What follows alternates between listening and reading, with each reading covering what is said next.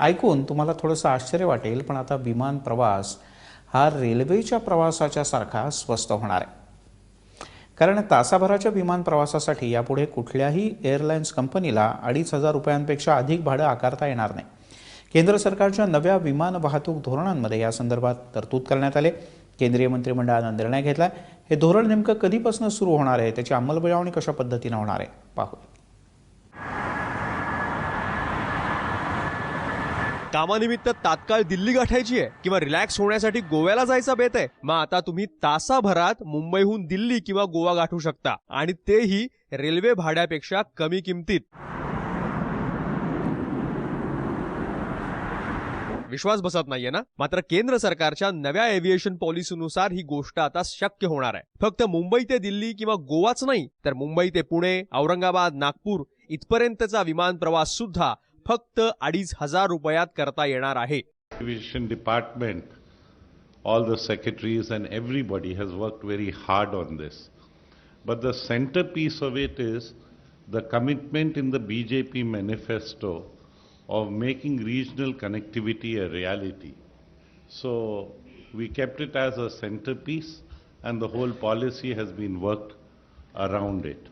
सरकारच्या नव्या एव्हिएशन पॉलिसीनुसार एका तासाच्या विमान प्रवासासाठी जास्तीत जास्त 2,500 रुपये आकारले जातील. जर तुमच्या विमानाचा प्रवास अर्ध्या तासाचा असेल तर तुम्हाला फक्त 1,250 रुपयेच मोजावे लागतील. याशिवाय कमी किमतीत विमान प्रवास ऑफर करणाऱ्या कंपन्यांना सरकारनं अनुदान देण्याचा निर्णय घेतलाय. तसंच देशातल्या लहान शहरांना सुद्धा विमान मार्गानं जोडण्याचं धोरण सरकारनं आखलंय. ही योजना जुलै महिन्यापासून सुरू होणार आहे असं समजतंय. देशभरात सध्या 482 विमानतळ आहेत. त्यापैकी फक्त 77 विमानतळांचाच प्रत्यक्षात वापर होतो. अनेक विमानतळं आणि धावपट्ट्या वापरण्यालायक नसल्याचं उघड झालंय. त्यामुळे विमानतळांची डागडुजी करून पुढच्या 3 वर्षात 127 विमानतळं कार्यरत करण्याचा सरकारचा विचार आहे. जो सबसे महत्वपूर्ण अंग है इस पॉलिसी का वो है रीजनल कनेक्टिविटी. अभी क्या है कि एक बड़ा इम्बैलेंस है. जो बड़े शहर हैं, मेट्रो टाउन्स हैं, उनमें तो एक एक्सेस कैपेसिटी है, और छोटे शहर और जो छोटे इकोनॉमीज हैं वहाँ पे कनेक्टिविटी कम है. तो अब उस चीज़ को हमें कवर करना जरूरी था. तो मेरे हिसाब से जो रीजनल कनेक्टिविटी को नया इम्पीटस दिया जा रहा है वो बहुत ही जरूरी है. 2,000 रुपये की जो बात हो रही है प्रति घंटा उड़ान के लिए, ये थोड़ा लोगों की समझ के थोड़ा बाहर है, क्योंकि ये जो वर्तमान जहां भी हवाई जहाज उड़ रहे हैं उसके लिए लागू नहीं होगी.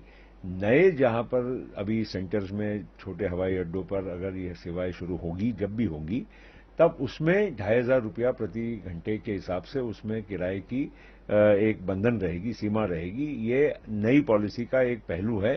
सरकारच्या या पॉलिसीमुळे विस्तारा आणि एअर एशिया सारख्या कंपन्यांना चांगलाच फायदा होणार आहे. सरकारच्या या धोरणामुळे विमान कंपन्या आणि प्रवासी दोघांनाही अच्छे दिन येणार असल्याचं समजतंय. ब्युरो रिपोर्ट, एबीपी माझा, मुंबई.